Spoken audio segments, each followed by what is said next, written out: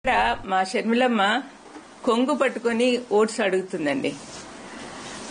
ఈ పాలిటిక్స్ లో సెంటిమెంట్ ఈ కొంగులు పట్టుకొని అడగడం వల్ల గెలవగలిగితే మరి లీడర్షిప్ క్వాలిటీ ఎక్కడుందండి? అక్కడ మాటకు ముందు వైఎస్ రాజశేఖర రెడ్డి కుమార్తెను అంటుంది. రాజశేఖర రెడ్డి అన్న ఉంటే కన్నా ఇలాగ చేసేవాడా? ఒక లీడర్కు ఉండాల్సిన లక్షణాలు ఏమున్నాయండి?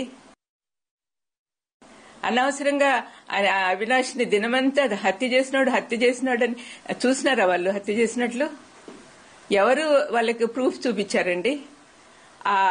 ఎవరైతే హత్య చేశాడో వాడేమో బయట తిరుగుతున్నాడు. వాడు చెప్పిన మాటలు నమ్మి వీళ్ళు డిసైడ్ చేసేస్తారా?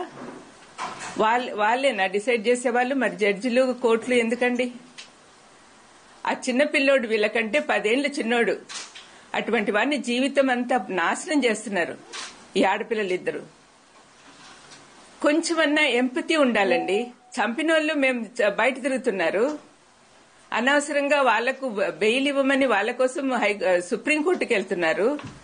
కానీ ఏ పాపం చేయని మా భాస్కర్ ఏమో సంవత్సరం నుంచి జైల్లో ఉన్నాడు. అవినాష్ కేమో బెయిల్ రద్దు చేయాలని వీళ్ళు తిరుగుతున్నారు. మేము ఆధారాలు లేకుండా మాట్లాడటం లేదు. విమలమ్మ గారు మా మేనత్తే.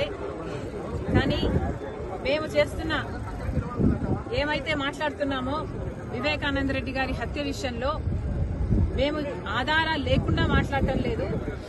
ఏమైతే సిబిఐ చెప్తుందో అవే ఆధారాలు ఉన్నాయి అని మేము మాత్రమే ఎత్తి చూపుతున్నాము.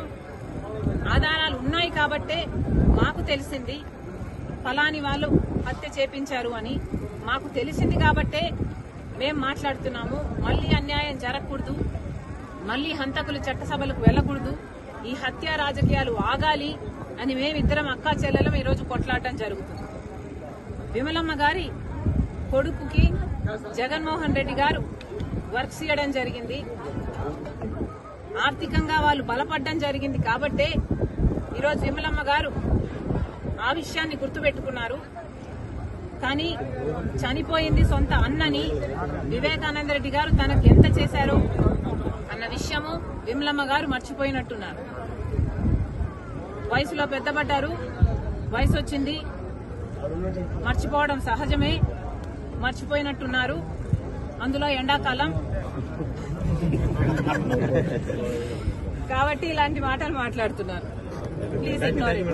Thank you.